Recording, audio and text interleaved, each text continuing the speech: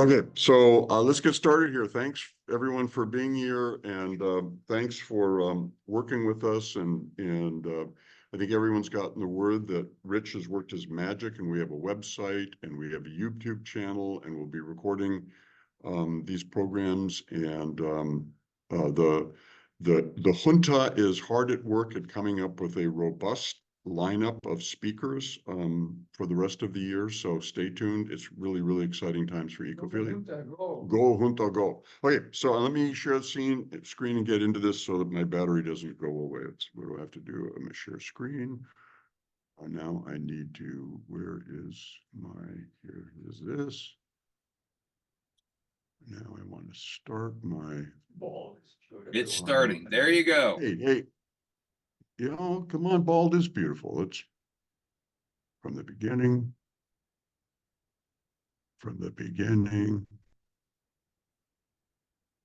admitting somebody. Okay, cool. Well, thanks everyone. So this is a program, some of you have probably heard it before over the years because, they would ask me to explore lectures and I would just bring out the same old talk over and over and over again. But, for someone with a pate like mine to be able to proudly proclaim that bald is beautiful is just a very special thing. Just so saying. And this is sort of a chronicle of the eagle, a little bit of its history, natural history, cultural history, and then the role that the museum played in trying to assist the recovery of the bald eagle when it was an endangered species. I'm letting people in. Let's see, waiting. They all should be in there. Good. Okay, so let's get right to it. So what is this? How do I get rid of this thing? There. Let's get right to the bird of the hour. Okay. White pants. Oh, yeah, there we go. Okay, the bald eagle, national bird, impressive bird, 7-foot wingspan, almost 3 feet long, with that white head, white tail, that brilliant orange, the scales of their feet, that brilliant orange beak. The bald eagle is pretty unique to the North American continent. There might be one or two that blow off course into Siberia from Alaska, but basically it's found exclusively in North America. And it's kin to a group we call the sea eagles, the genus Hyliaetus. So if you look at this image, upper left is a stellar sea eagle, an incredible bird of the Kamchatka Peninsula and areas of eastern Siberia. And then below, the white-tailed sea eagle. So the sea eagles generally are associated with wetlands and estuaries and rivers and fish. They don't have to be a big part of the diet, but generally they're a part of the diet. And to the right, you actually see a golden eagle. And a golden eagle, though it looks and is the same size as a bald eagle, it actually is more closely related to hawks. So it has a kind of a different lineage. Bald eagles are impressive birds as birds of prey, raptorial birds. They've got amazing equipment. They've got that prominent hooked beak. Admit someone there. And then on the feet, they've got those incredible talons, and the talon on the hallux, the rearward facing toe, can approach an inch or more in length. And cool thing about raptorial birds is all 4 talons in each foot converge on a single point. And just let's say you don't want to be the single point, because the entire architecture of the foot is designed for driving those talons in. And basically all of the musculature is for driving in, not releasing. That ends up being a problem sometimes if you're an osprey or an eagle and you catch if you have eyes bigger than your stomach and you catch a fish that's bigger than what you can handle, because actually releasing the fish can be something of an issue. But really prominent weapons, and they serve the bird well. The other thing that characterizes them, like an awful lot of diurnal birds of prey, is the ability to soar. So they've got these immense plank-like wings. which give them a large flight surface in which to get airborne, that big fan tail. And then you'll notice the emarginate primaries, the slotted primary feathers out at the ends of the wings.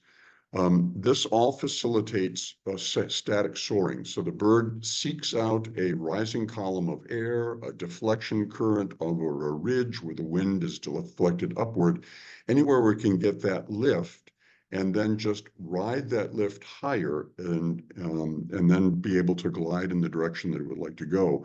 And the whole idea about the slotted primary feathers is they actually function as mini wings.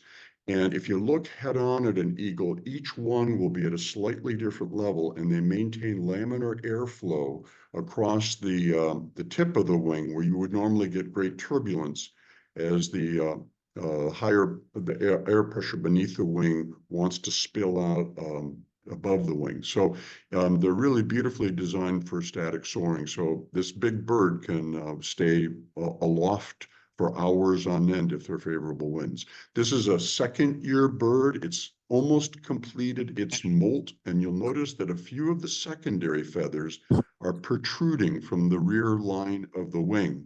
That's because in their first year, their flight feathers are actually bigger than they are in successive years. It's almost like they have a training set of wings in their first year out. And then as they become accomplished flyers, after their first molt, when they're a year old, the flight feathers are slightly smaller. Very impressive bird. But one of the cool things about what they do is how they catch their prey. And this shows a bald eagle. If you look to the left, you'll see just a little splash and a bit of a fin of a fish. And you'll notice how as the eagle approaches, it's got the feet all the way out in front of its body. And matter of fact, it'll have those talons almost in front of its head. So it guides the talons in on its quarry. And unlike the osprey that plunges into the water, the eagle likes to do a snatch and lift. It likes to grab the fish and pull it clean, jerk it out of the water, and in the process really not get wet at all. So it's very impressive. They're just really strong birds. And I'm not going to do that video because it didn't work for me the last time. This image shows the fact that they can eat fish, but you'll also notice the image up in the upper left. There's muskrat in there. There's birds in there. You see on the lower left, the bald eagle is munching on a Canada goose. Actually, bald eagles are one of the few enemies that Canada geese have. And perhaps that has played a role in their recovery. We'll get to that later on. They build these just prodigious nests, these nests that are giant. And I'll talk about some of the ridiculous dimensions they go to, but you'll notice the white head peeking out of the nest on the upper left. So they need to have a platform that's about 3 feet across at the top to be able to accommodate egg laying and rearing of the young, because as the young approach adult size, they take up a lot of real estate. So they need to build the nest in a crotch of a tree tall enough so they get that at least 3 to 4 foot diameter platform. And you see recent hatchlings and a couple sort of mid-grown youngsters, and then a brancher in the lower left. One has just left the nest. And then again, as we talked before, they are magnificent flyers. They go through a number of different plumage states where they have white pretty much anywhere but their head and the end of the tail. But as they approach their 5th year, they end up looking like this, the bird that we are so used to. It's a great picture of a soaring eagle. You can actually see the aluli. So if you see the tiny little flaring feathers on the leading edge of the wing, that's actually the equivalent of the thumbs of the bird, because basically its wings are nothing more than arms. And those are very, very important in terms of maintaining the flow of air, the laminar flow of air, and the integrity of the airfoil when they're flying. Okay, bald eagle. They obviously have a feathered covering. So what does bald mean? Well, there's lots of definitions, like the no tread on my tires, but definition number 2, marked with white. So original appellation for this animal was the bald-headed eagle or white-headed eagle, and it got contracted to bald eagle. Those of you who are familiar with waterfowl, American widgeon are sometimes called bald pates because they have a white blaze on their forehead. So that use of the term bald was pretty common a couple hundred years ago. And as we all know, it graces the Great Seal of the United States of America. There's the bald eagle clutching the arrows, but also the olive branch, and under the banner of E pluribus unum, out of many one. And it became officially on the Great Seal actually not until 1787, but it's never really been proclaimed the national bird. That is, there's not like the bald eagle is the National Bird Act. It's just that's when it was adopted as the symbol and placed on the Great Seal of the United States of America. Now, there is some conjecture that Benjamin Franklin, one of the founding fathers, did not like this notion of having the bald eagle as the national bird because he thought that bald eagles were pirates, that they would sometimes harass ospreys and make them yield up their prey. So these were ill-gotten gains. They were like those British pirates out in the open sea. And Franklin said, you know, the wild turkey, also a uniquely American bird, noble in terms of how it sticks with its family, and perhaps it was a bird of better moral fiber. So this is the osprey that we went right away to what Franklin had his way, but the osprey again was the bird that was oftentimes the victim of attacks of the eagles. But fortunately, Franklin was overruled, so we don't have to have this on our Great Seal of the United States of America. Supposedly by George Washington, is that, have you heard that was why? Well, Franklin wrote about his disapproval of the selection in a letter to his sister. It was never published anywhere. So people have made a lot more of it, I think, but it's a good tale. And of course, you know, the whole notion that we're a nation that soars with the eagles, not ones that trots with the turkeys. Anyway, John James Audubon, the great American painter. Well, I mean, he was born in Haiti, raised in France, illegitimate child of a French ship captain, but came to the U.S. as a young man to the family farm near Valley Forge, and decided he was no good at running the farm or the forge that they had nearby or the mine, but rather he wanted to paint. And so he went off into the wilderness and painted most of the birds that he encountered in North America. Only his paintings were all famously drawn from nature. That is, he would observe the bird, he would shoot it, he would create a grid, a rectilinear grid, and then mount or hang the bird against that grid in the lifelike posture that he had just seen it in, and then paint a watercolor from that. And he created the birds of America. And, you know, for most folks in the world in the 1830s, this was their first taste of the incredible biodiversity of birds in the New World. So there's the man himself, and there is one of his depictions of bald eagles. He oftentimes has some really gory things with his birds of prey too, you know, dead prey. Sometimes there's blood or guts oozing out, you know. This man was, he knew how to tell a good story in a painting.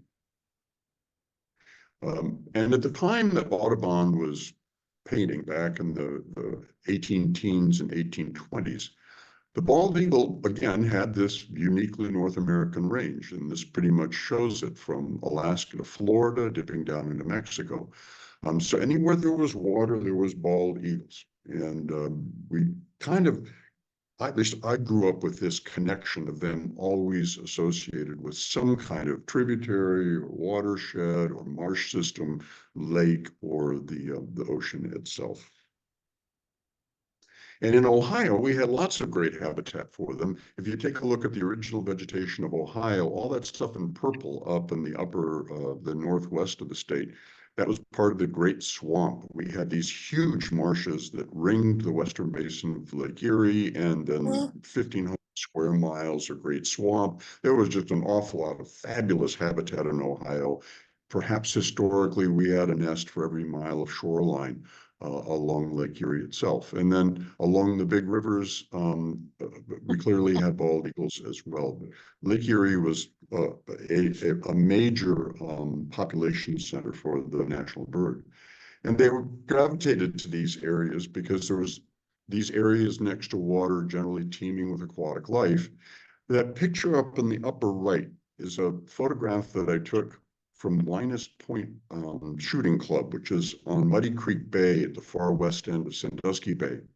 And back in the 1970s, it had a great blue heronry there. And in this rookery of great blue herons, there was some, I think at one point, there was some 1,600 nests.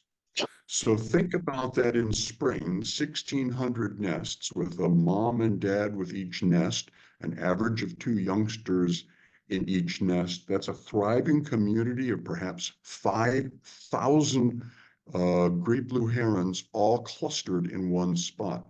And that's tribute and testimony to the amazing biological productivity of Sandusky Bay and Lake Erie. You know, Lake Erie is the shallowest of the Great Lakes. It's kind of like a hummingbird sea. It just has this incredible metabolic rate and has more biomass produced there than the other Great Lakes put together. So a wonderful habitat for bald eagles and the other marshes and estuaries.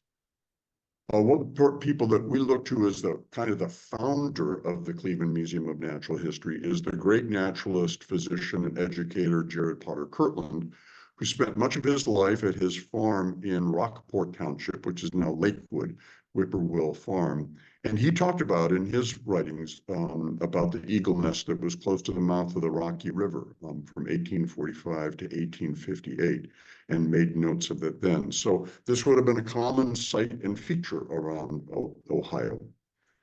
Perhaps most interesting character in the history of the natural history of bald eagles is this gentleman, Francis Hobart Herrick, who was a professor of biology at Western Reserve College.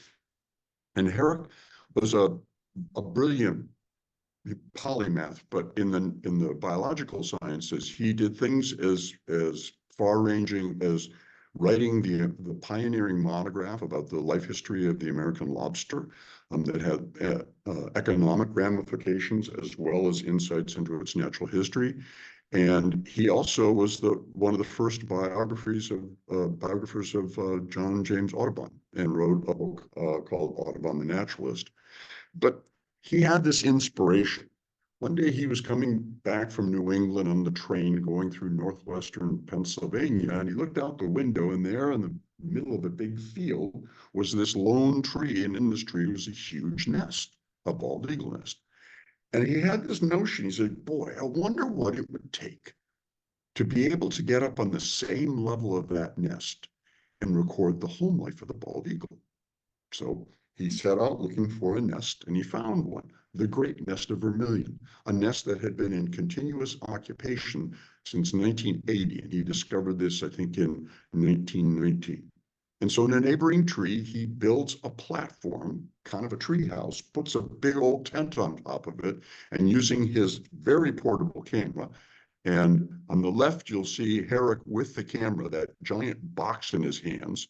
And on the right, you'll see his double-decker tree house in the neighboring tree that allowed him to take incredible images of bald eagles. He would go in there after eggs had hatched, and basically, he'd get up there before dawn and spend the day in the tent.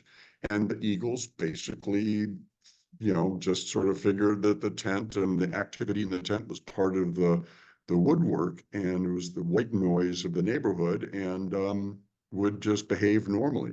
And he got pictures like, sorry, I have to introduce one other gentleman, Charles Shipman. Charles Shipman was a longtime head of the Burroughs Nature Club, and for many years was the actual guy who set up camp in the tent up on top of that platform. But these are the kind of pictures they got.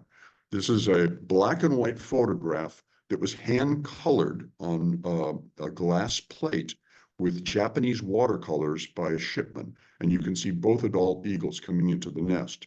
You can also see that there is nothing particularly naturalistic about the backdrop. This is a nest that's on a tree line in the middle of a densely farmed agricultural area in Vermilion. And so the eagles had proven, at least in the state of Ohio, that in the 1880s, late 1890s rather, and into the 1920s, that they were highly tolerant of the presence of human activity as long as there was a big old shellbark hickory that they could build a nest in.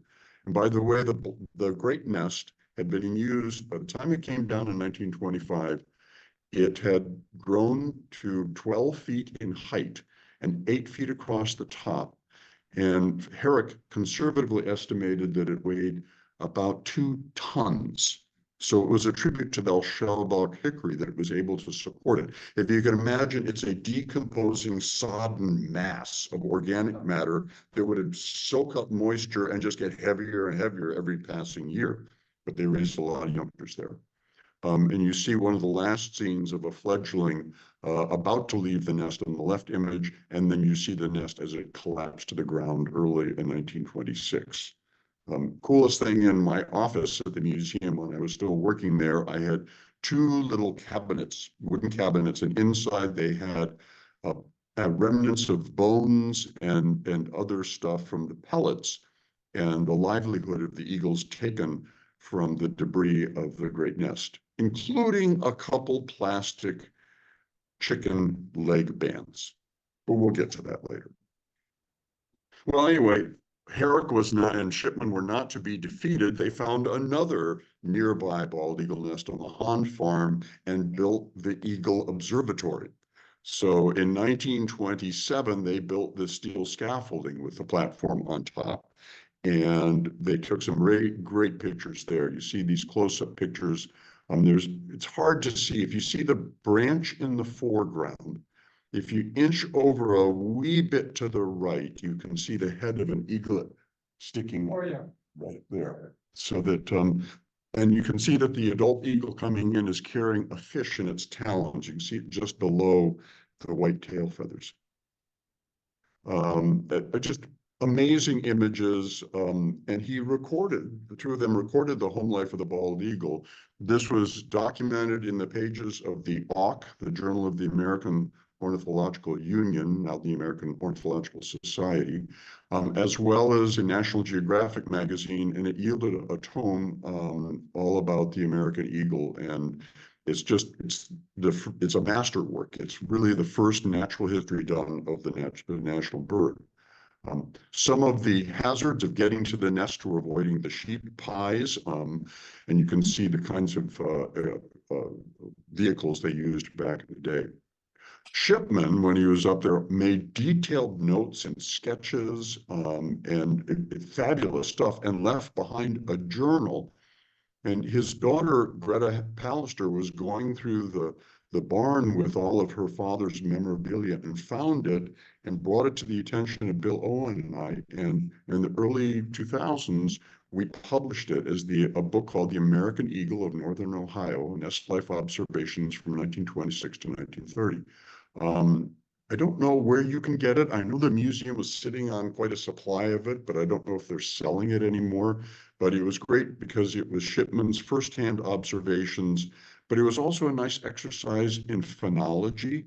That is the seasonal occurrence of natural history phenomena, as he would depict what was going on in the world around that eagle nest. And it really gives you a sense of being up in the blind and being present as this spectacle of natural history unfolded in front of them. So let's just revisit the bald eagle as we got to know it, exclusively North American bird. However, fortunes changed. 1960s, at least in the lower 48, these were the only places you could find bald eagles. Basically, most of the United States, the lower 48, they were extirpated. They were still present in the western basin of Ohio, around Pymatuning Lake, on the upper Great Lakes, Yellowstone ecosystem, up in northwestern Washington, still a stronghold in the Chesapeake Bay and down in Florida. So what was going on? What happened to the national bird? The bird that theoretically we all absolutely,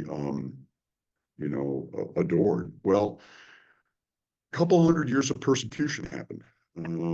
This is a bird, actually, this is a scene from the Cleveland Museum of Natural History in March of 1976, when vandals broke into the museum and killed a number of birds of prey we had, including a bird we called George. And you can see the shovel that was actually used to club the bird to death.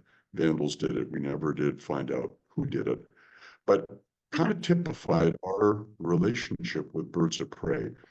They were widely characterized in the 1800s as vermin. The notion was that all predators were bad. Predators were competition for the prey species that we wanted to harvest. And so there was basically an extermination campaign fueled by governmental agencies. There were bounties. There was bounty paid on a bald eagle in Alaska up until the late 1940s. In the 20th century, bounty was paid on some 113,000 bald eagles. You show up with a pair of their feet to a game office and they would reward you for it. So that's the kind of reverence we had for the national bird. So they were always a target because their role in nature was misunderstood, and the only good eagle was a dead eagle. Another thing that contributed to their decline was that we had designs on their habitat. Think about that great black swamp in Ohio, 1,500 square miles of wetland. And we just waged war in the middle 1800s by draining and diking and putting drain tile and facilitating runoff so that we could convert that land into some of the best and most arable farmland we have in the state of Ohio, but of course at the expense of all of those wetland species. It's widely thought that we've lost 90% of the wetlands in the state of Ohio in the last 250 years.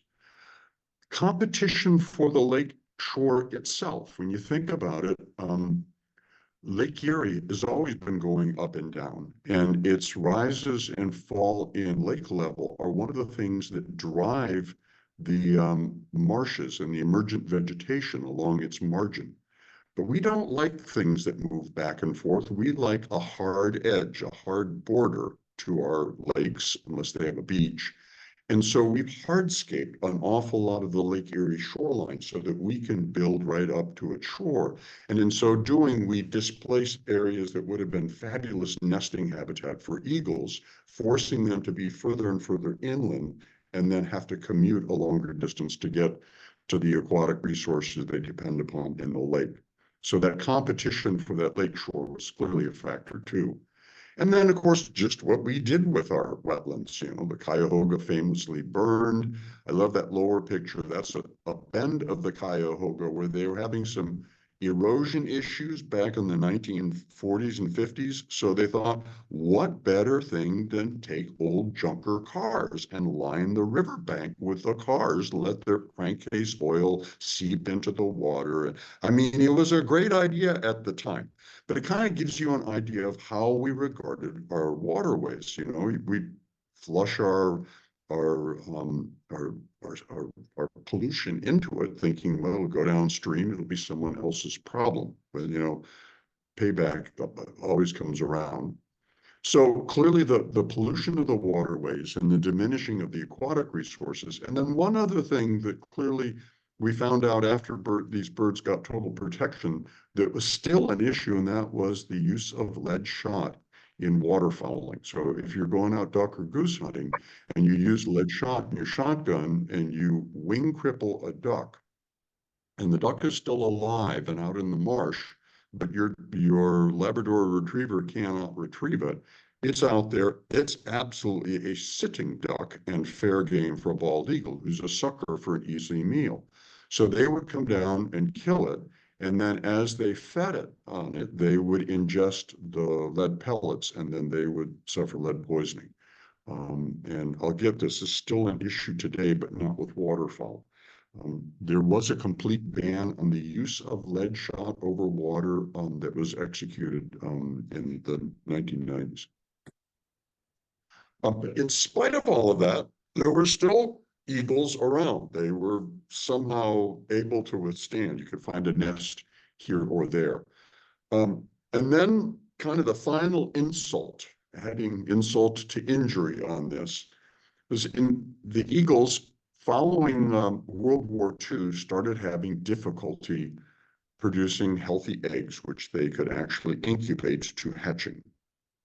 And PCBs, pesticides, heavy metal contamination were all working their way up the food chain, and they were causing eggshell thinning.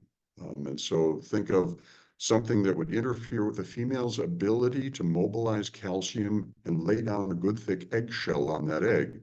And you get eggs that are laid that look like this, or the shell is so flimsy, once she starts incubating, they crush and crumble beneath her. And basically, we had a generation of eagles that were no longer able to reproduce and reproduce their numbers.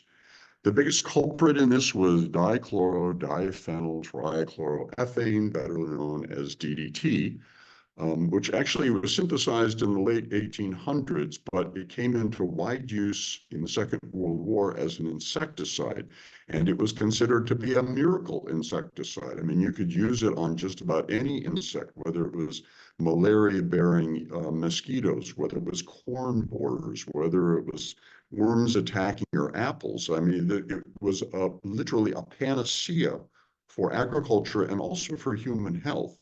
And it didn't seem to have any negative impact, at least on mammals, and nothing was observed necessarily in birds. And it was widely used. So if you picked up a copy of Life or Look magazine, maybe in the 50s, you'd see advertisements like this. The ladies know what's good, did it. Insect spray, I like that, the DDT is it did it. Or magic mist with a twist of the wrist, this amazing new way to kill off the insects. Or I love this one. DDT is good for me, brought to you by the friendly folks at the Killing Salt Chemicals Company. So basically, it was advertised and marketed as totally safe for everybody and use everywhere. You don't want bed bugs, you don't want cockroaches, spray it where you have your food because there are no effects.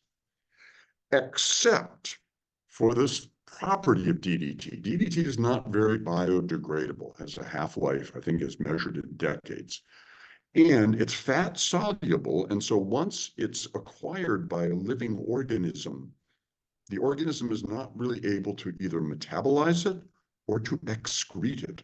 So if you're a living organism, even if you're a one-celled organism in the water, and you accumulate a molecule of DDT here, a molecule of DDT there, it's an endowment that you build over your life until you get consumed by something on the next trophic level up. And then it amasses all the DDT from all of the things it's consuming. You get the picture. As you go up the food chain, you have this biological magnification of the DDT concentration so that you get the top of the food chain in bald eagle or human being. And you have levels that are, millions of times greater than the background concentration of DDT. And DDT is being, broadcast in fields and running off into waterways. I grew up in Shaker Heights, and a familiar sight in the spring was this truck on the left that would come down the street, broadcasting this mist into our canopy that lined the highway of American elm trees, the beautiful arching American elm trees. And we thought it was pretty cool. We'd be playing baseball out in the front lawn, and truck would go by, and the mist would settle on your skin. It was kind of cool and kind of neat.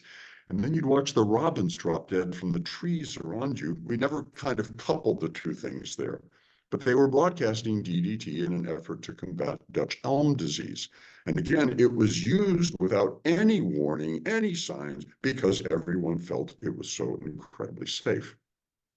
Until Silent Spring, the watershed book by Rachel Carson that sounded the alarm about DDT and chlorinated hydrocarbons and all of the other, the better living through chemistry that we were being assaulted with post the Second World War with all of these chemicals, and some of them having, really deleterious effects in nature. And of course, the famous title of the book indicates what would it be like if we had a spring with no songbirds singing and no insects vocalizer or making their sounds. And that might be the net impact of all of the cornucopia of chemicals that we're assaulting the environment with. A landmark book. It helped catalyze the environmental revolution of the late 60s into the 70s, and really important, but it took a long time from the publication of Silent Spring in the early 60s to its banning a decade later. Lots of other things, PCBs, mercury, other things do that same concentration up the food chain. So all of these toxins that we are putting in the environment were ending up at the top of the food chain. And by the way, there's been correlation between DDT and perhaps breast cancer and things, but no actual causation. Though there was definitely in Southern California, near the greatest site of the production of DDT, where there was an awful lot of DDT that was just, being broadcast into the waterways. There was unbelievable concentration of DDT in people in that area. And there was a famous poster of the late 1960s. I don't have a copy of it here, but it was of a very naked young lady, very pregnant from her breasts down to her hips profile. And below it, it said, "Caution, the USDA has determined that milk from this source is unfit for human consumption due to excessive levels of DDT." So it got you a sense of just how much stuff was out there. Anyway, runoff from agriculture, this stuff was everywhere. They found DDT in Antarctica. You find it everywhere, permeates the biosphere. So what happened to bald eagles? If you just look here, in 1959, they estimated 15 nests in Ohio. By 1979, we were down to 4. We were losing the national bird in the state, and those 4 were clustered around Sandusky Bay in the marshes of western Lake Erie. Something bad was happening. Something needed to be done. Must say, though, that one of those 4 nests was this nest, which was on a tree lawn in the back of a farm. And I watched that female incubate her eggs while the farmer was plowing his field right below the nest. So they were clearly tolerant of human activity. They clearly could coexist with us if we didn't persecute them, if we left them habitat, and if we didn't contaminate their food chain. Uh-oh, this could be a problem. So I'm going to talk much faster. So with a group of organizations enumerated here, we got into the business of trying to breed bald eagles in captivity. And at the Cleveland Museum of Natural History, we built a big cage along the flank of the museum. We petitioned the U.S. Fish and Wildlife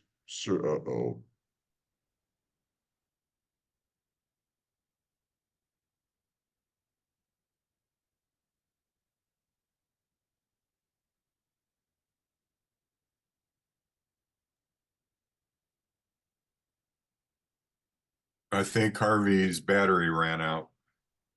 Yes, I think so too. And we're going to see if we can get back onto the program here. And we apologize for that. But once again, we're learning as we go here. Harvey had stated early on that he had left his power cord to and was running strictly on battery. Now, I'm going to try to continue on to a degree where Harvey had taken some things or where he was going. And of course, I can't do it in the same esteemed manner that Harvey would. But he was touching into a couple areas there that were near and dear to me. When he was talking about the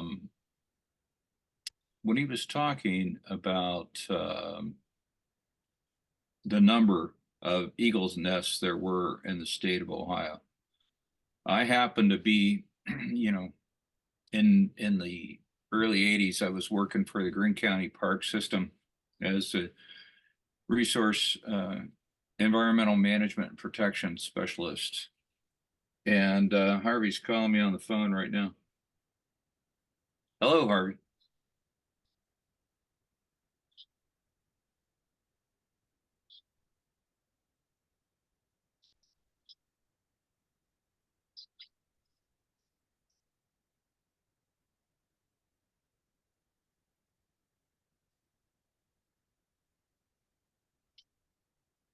Sure. And in the meantime, I've got to reclaim the host thing. And I also am talking a little bit about where you left off about the decline of the eagles and the kind of the low point in the early 70s of the number of nests in the state of Ohio. And in the early or in the mid 80s, I was asked to review the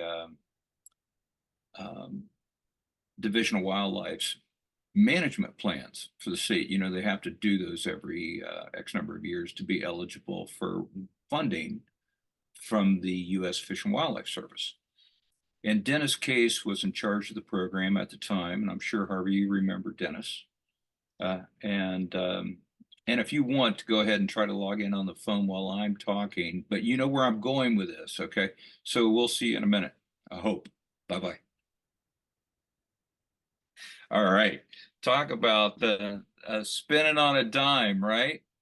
We're going to see if we can reclaim my host responsibilities. Anyway, the Division of Wildlife, you know, because of some of the work I was doing, I had gotten a chance to review their draft strategic management plan for the wildlife of the state of Ohio.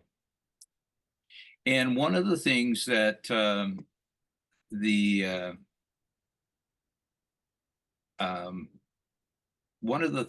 had happened was Dennis had projected that for the year 2000, there would be no more. Their target objective was to try to establish 18 nesting pairs of eagles in the state of Ohio by the year 2000. And here's Harvey back again. And Yeah, I'm back. I can. So Go ahead, Harvey.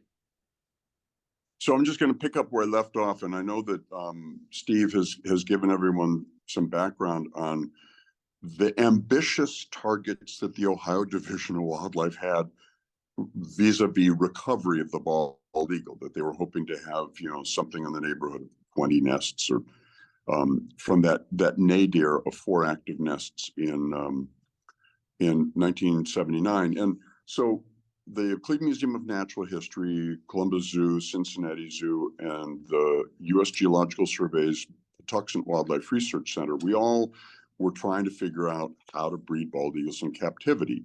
And so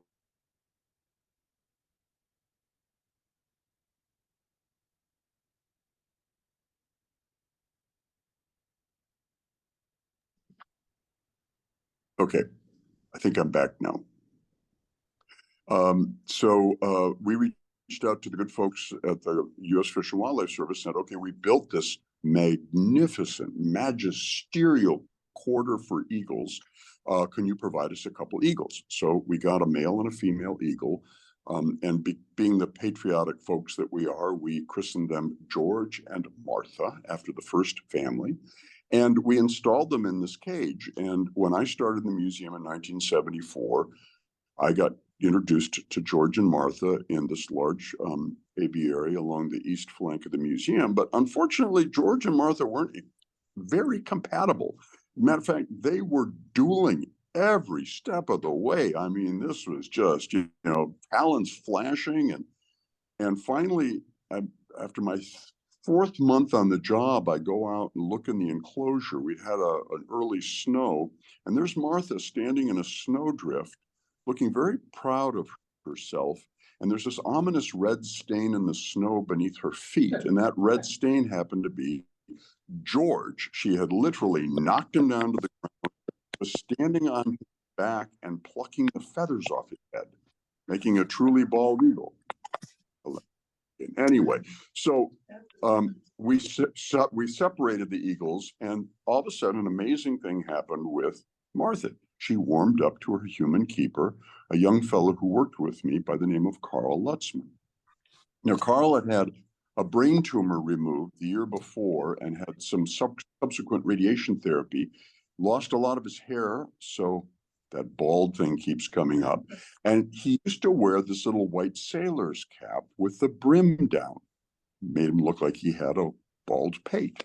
Anyway, the following spring, Martha gets so chummy with Carl that Martha produces an egg, an infertile egg, obviously, but she became at that instant one of the only egg-laying female bald eagles in captivity in the world. So this was a pretty precious phenomenon. And so we thought, great. I went to Cornell, where the folks at the Peregrine Fund mastered the art of artificial insemination with predatory birds. We have George in this cage who's growing his feathers back in the back of the museum. So what I'll do is I'll use some of those techniques, which I'll just say they weren't voluntary techniques, to try and extract male reproductive product. There's no children in the audience, right? Correct. Anyway, we're trying to strip them of sperm and semen so that we could artificial inseminate Martha. So we did this for a week. So we're grabbing poor George and we're holding him down and I'm squeezing his side. You know, birds of prey have no male genitalia. Their cloaca looks just like the female's cloaca, the common exit point for urinary, fecal, and reproductive products. So anyway, we yank and we pull and we do all of these awful things. And after a week of this, George responded by laying an egg. And it turned out George, of course, was not George. George was really Georgette. And the obvious question was, you guys are wildlife biologists. You couldn't figure out what gender they were?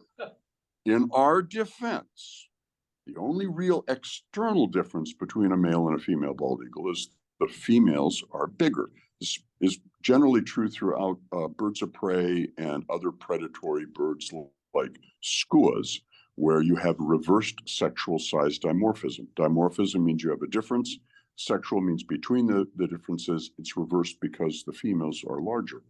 In the case of bald eagles, it's 20%. Well, George was 20% smaller than Martha. But confounding that is the fact that birds from the south, like in Florida, are smaller than the birds in the Midwest, who are smaller than the birds from Alaska. As the further north you go, something called Bergman's rule, in a warm-blooded species, the larger you tend to get. And further confusing things, sometimes the birds from Florida will come up to the Great Lakes and spend the summer, the late spring and summer. So George had been found injured in Illinois, clearly a southern race female that got injured there. Anyway, so we had 2 egg-laying female bald eagles. This is great. So and by the way, also in my defense, the United States Fish and Wildlife Service, an agent of your United States of America government, told me they were male and female. So that's my excuse. Anyway, we were still excited. We had 2 egg-laying female bald eagles. So we petitioned to get more birds. We were working mostly with crippled birds that had been either shot or collided with high tension wires and were not able to be released. And many of them were incapable of copulating on their own. So we were still stuck with artificial insemination. And besides, Martha had accepted her human keeper as her mate. By the way, that break-in that happened that I alluded to earlier, that picture that I showed you was the picture of Georgette. She was one of the casualties to those vandals when they broke into the museum. Fortunately, Martha was in a different place. Anyway, it took us a number of years. We finally got the right birds. We finally figured out how to do what we were doing. And in 1984, for the first time, we produced fertile eggs from Martha. And it was a pretty elegant process. We had a male that we could handle by the name of Argus. And we would go in the early hours of the morning, starting around February 1st. We would grab him in the dark. He really couldn't see him. He would step dutifully up on the gauntlet. We would put a falconer's hood on top of his head, And then he would become very, very relaxed. We would put him back down his perch. And then we would just use this massage method that turkey breeders use to strip semen from tom turkeys. And then we would harvest what we could harvest, check it under the microscope to make sure that it was in fact semen and not urates or contaminated. And then we would use that to draw it up in a little tuberculin syringe with a tomcat catheter with nothing sharp. And then we would use that to inseminate Martha. And Martha, it was entirely voluntary. Carl would go up to the nest platform. Martha would greet him there. She'd put his hand on her back. She'd flip her tail off to the side, hoist up her butt, if you will, so that her cloaca was exposed, and actually the oviduct would have been everted into the opening of the cloaca. Carl just deposited the droplet of semen there, and bingo, she was inseminated. And then anything that was produced, let's say 3 days later and on, would have a chance of being fertile. So we were able to artificially incubate the eggs and then hatch them out. We had our first hatching in April of 1984. So we're coming up on a significant anniversary this year. And those that youngster, eaglet number 1, was then puppet raised using a puppet that would fit over the human hand that looked like the head of an eagle. And then we would raise it. And then at about 3 weeks of age, when it was deemed to be thermocompetent, that is, it was able to maintain its own body temperature, then it was given to the Ohio Division of Wildlife to be placed in a wild nest in the state of Ohio by Dennis Case, who Steve was talking about. And the idea is that you come to the nest, you climb the nest, the female would fly off, you would place the eaglet and a fish in the nest. And the first placement, there was not another nest. There was not even egg in the nest. The egg apparently had broken a day before, but the female was still attending the nest. She was still in hard incubation mode.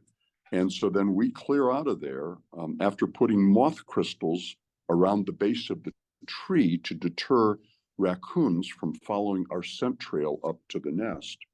And within 5 minutes, the female was back on the nest. And there's, she didn't have a youngster when she left the nest, but there's a youngster begging for food, and there's a fish. So she'd start tearing up the fish and feed the youngster. And basically the adoption was cemented at that time. So we became the first institution in the world to be able to successfully breed bald eagles by artificial insemination, and then use both that technique as well as occasionally over the next 16 years, 15, we would have people showing up, like federal agent showing up with a collective salvaged from a wild nest where one of the adults had died, and said, "Hey, would you incubate these?" And we had mastered the techniques of artificial incubation. And so for that period of time, we were able to contribute a dozen eaglets to the wild, which was important. And also there were birds being introduced from the Columbus and Cincinnati Zoo and Patuxent Wildlife Research Center. So this helped kind of jumpstart the population and getting some healthy stock out there while the adults were still contaminated with the pesticides, and started making sure that there were birds that were there for the changing of the guard, as those birds that carried a heavy pesticide load were dying off. There were youngsters to replace them. And as Steve said, the Ohio Division of Wildlife had really lofty targets of maybe 20 birds by the year 2000.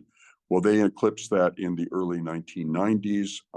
And basically the bird was delisted as an endangered species in the 2007 federally.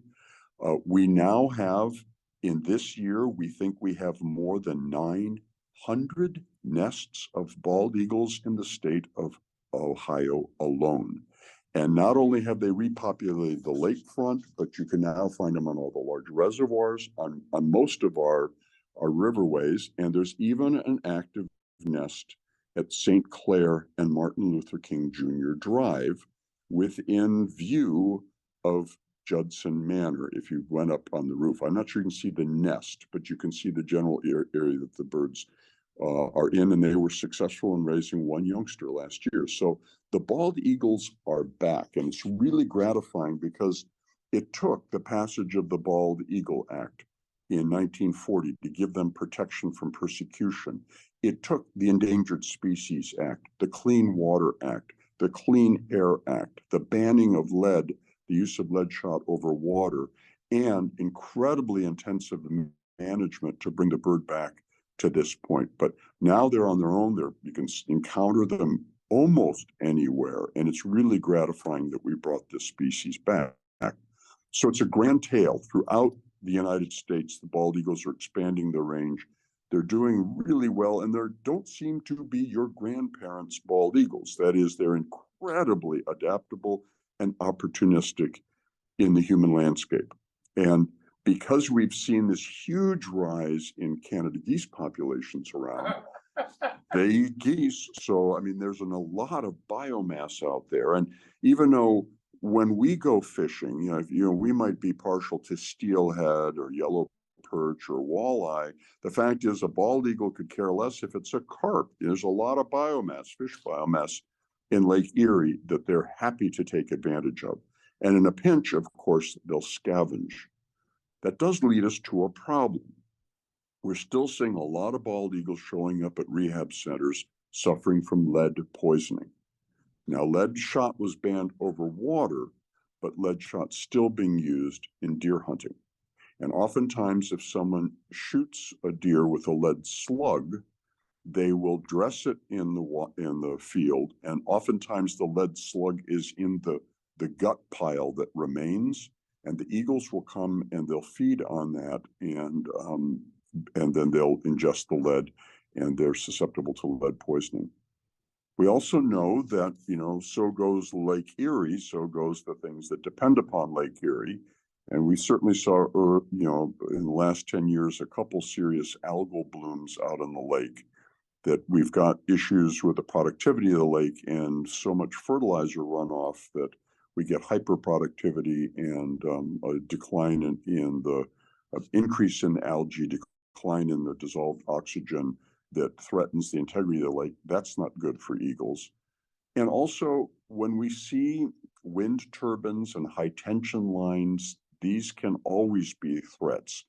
The famous wind farm on Altamont Ridge in California were turbines that were put in closer to the ground than the big turbines they do today, and they turned at a much higher RPM, but they would slice and dice the raptors that would follow the ridges where those wind turbines were erected, because they were getting the lift from the deflection currents on top of the ridges.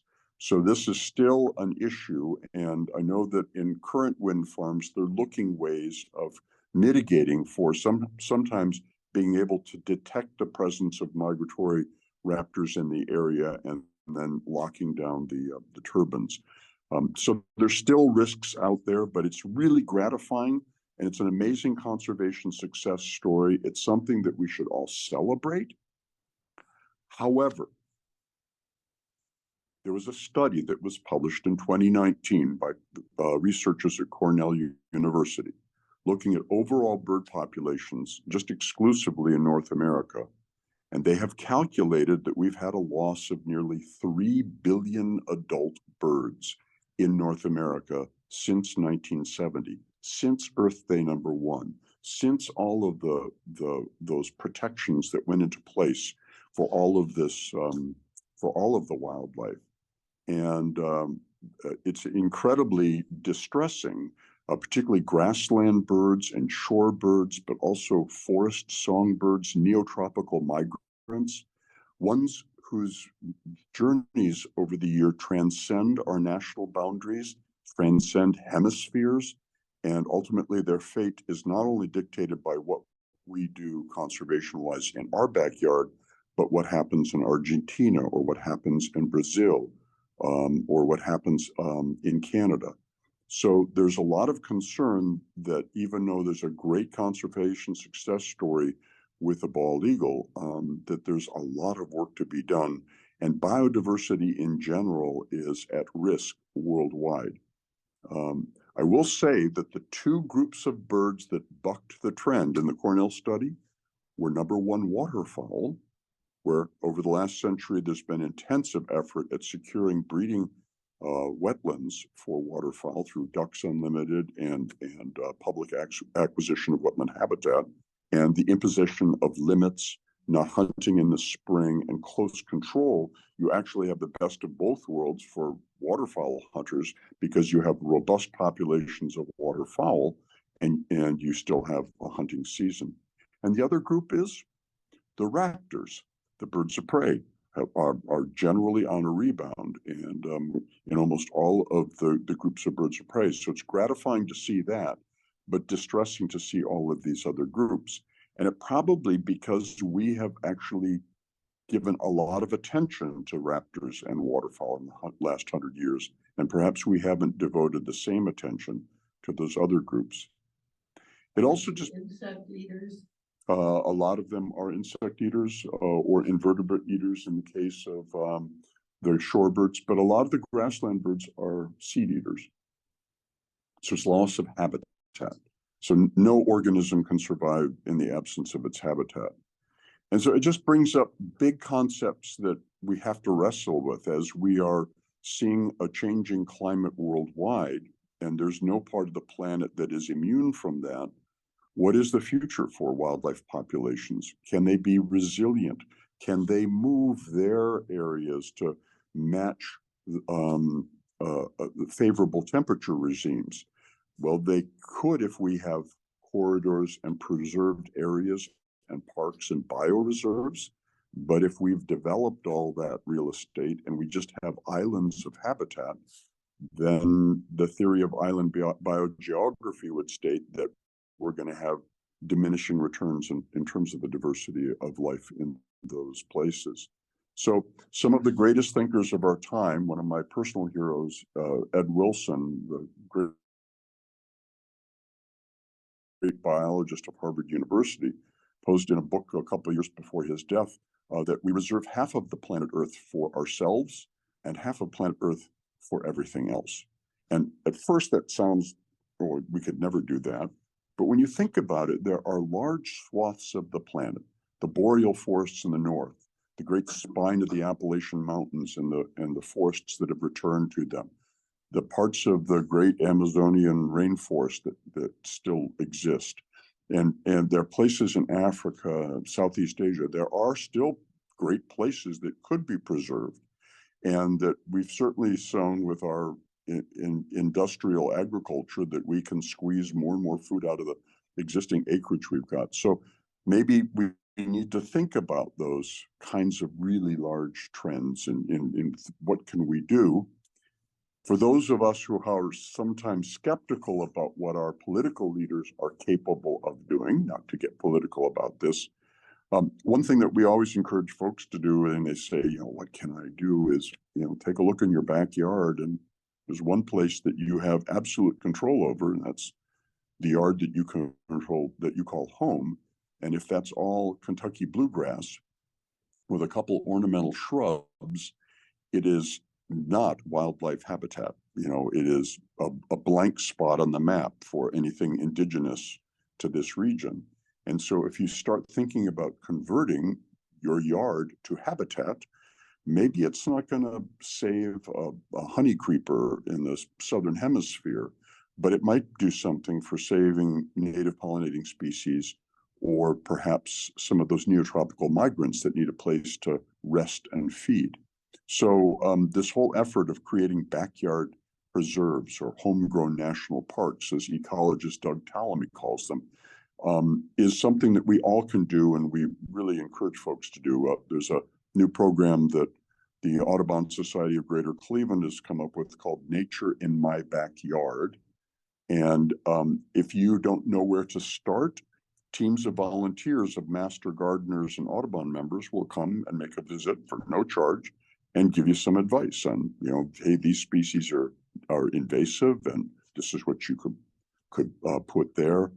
But we came to the conclusion on our show, The Sound of Ideas, yesterday, of how we best invoke the legacy of Aldo Leopold and his land ethic, the two things that every individual can do is, number one, vote, and vote intelligently, knowing the state of the world might depend upon your vote and the collective vote of those around you. And the other would be plant a tree, because we humans are closely tied, our well-being is closely tied to the presence of trees and forests. And the fact of the matter is, trees create habitat, and it's something that might transcend your lifetime and be left for the generations to come. So vote and plant a tree. But I'll leave you with this.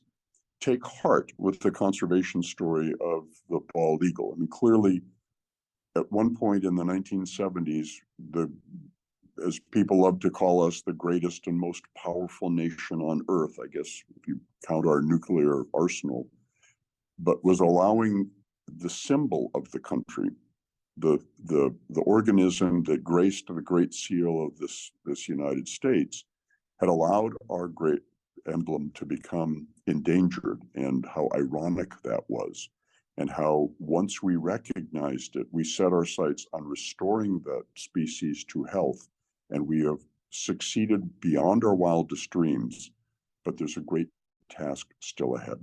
And with that, I apologize for my battery, and I'm sure I had wonderful images, and we can show them at some other point, or maybe I can post the PowerPoint on the website. So happy to entertain any questions if I can actually see them on my end with my cell phone. Thank you. Thank you all.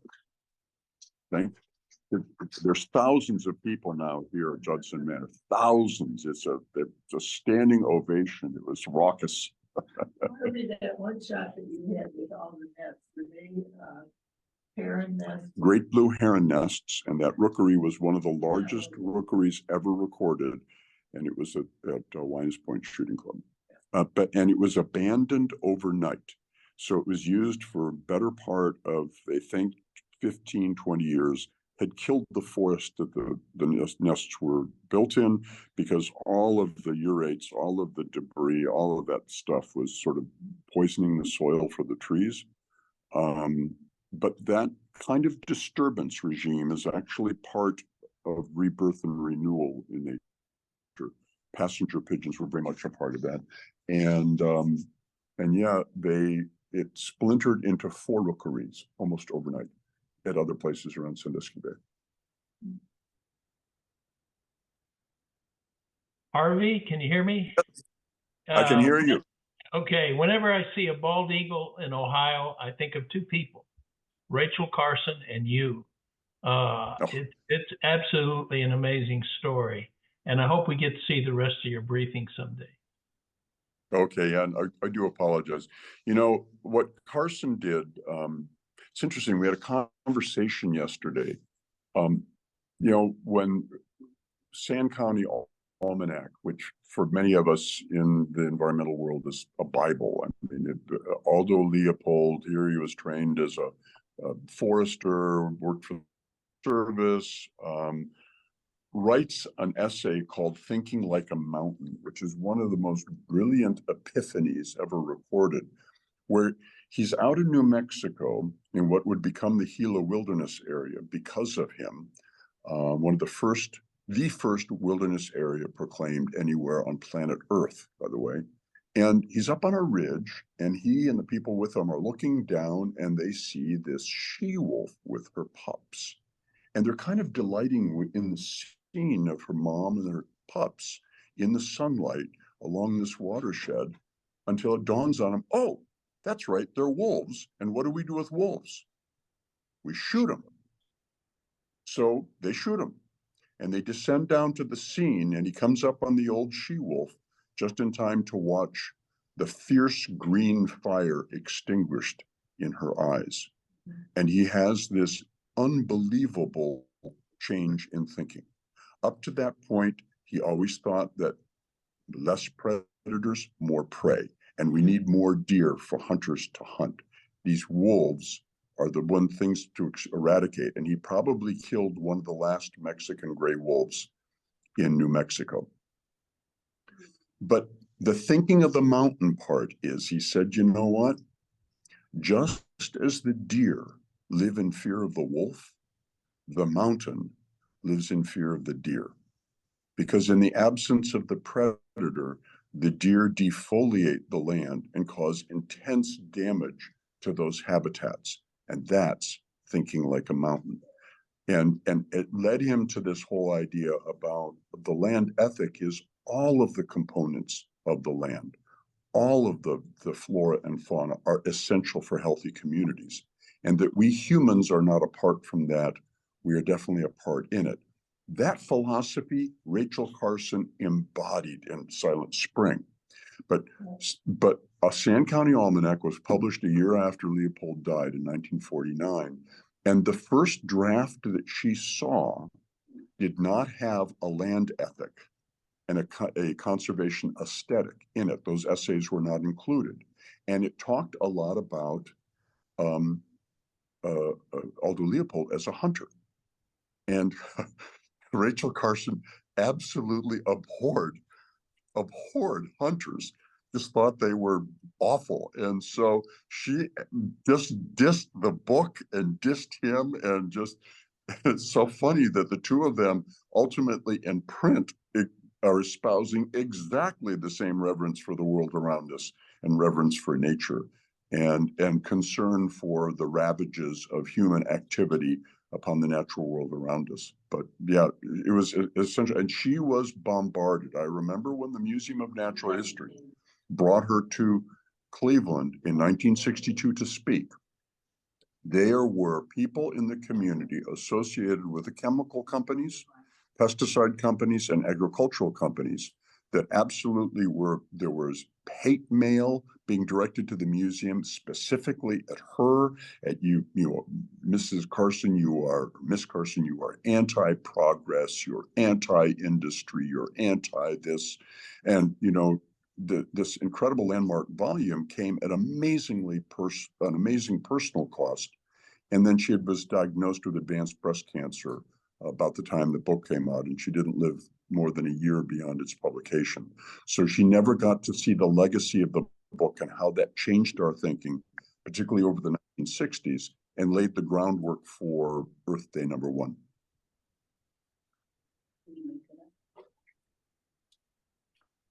Any other questions? I just want to mention as a footnote that the problem with raptors and windmills, I saw something, I guess it was about a year ago or 2 years ago, that they could reduce the frequency of collisions by an enormous amount, like 90%, through the simple act of painting one blade in a wind turbine black. So two white and this one is black. And apparently the visibility is so much improved by that it basically eliminates collisions. so there's Meanwhile, I haven't seen it implemented. Right, it's tantalizing. You know, there's a study that's indicated that this shows us. So if it's something as, you know, comparatively simple, though I'm not sure that painting wind turbine blade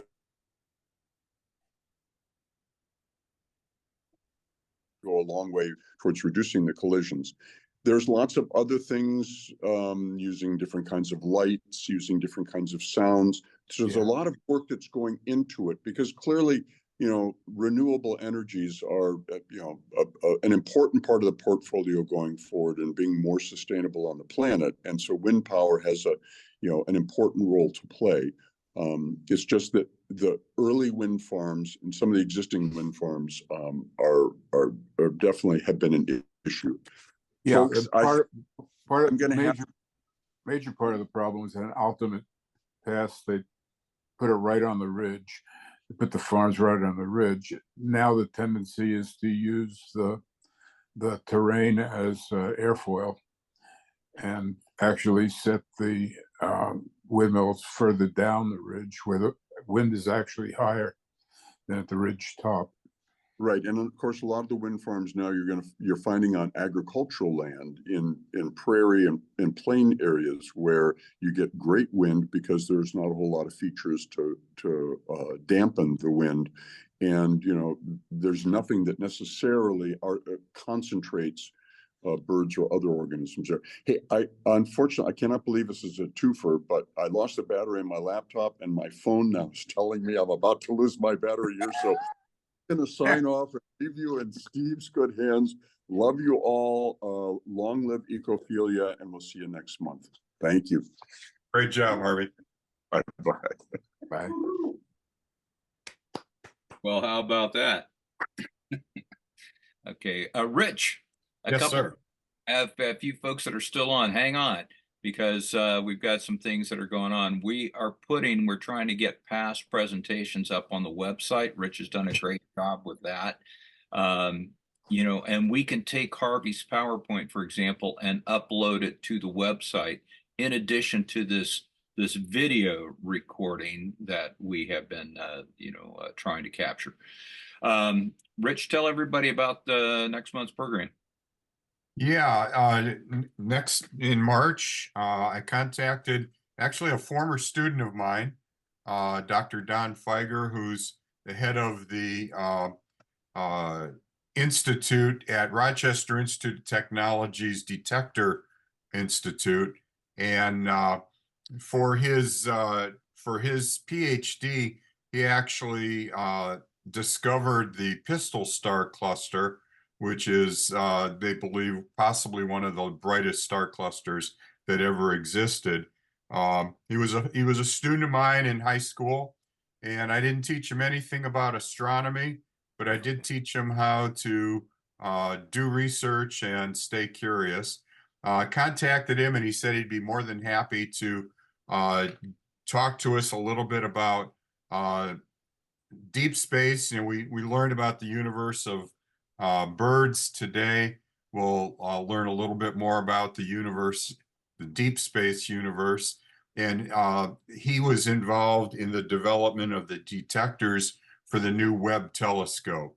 So that should be an exciting presentation. It'll be coming live from Rochester Institute of Technology via Zoom. All right, thanks. And so we will be posting additional information about the website, about the YouTube channel, and about the upcoming programs. I believe that we're going to be having a presentation on Great Lakes shipwrecks in April, in April. And so we're continuing to move along. So thanks for your understanding and patience. And that was a great program by Harvey. He touched on a lot of topics that we could talk about for quite some time. But thanks for dialing in. And any other comments? Okay. Ohio Biological Survey Natural History Conference is coming up February 24th. I'll send out a flyer to everybody about that too. So take care and keep curious. We'll see you.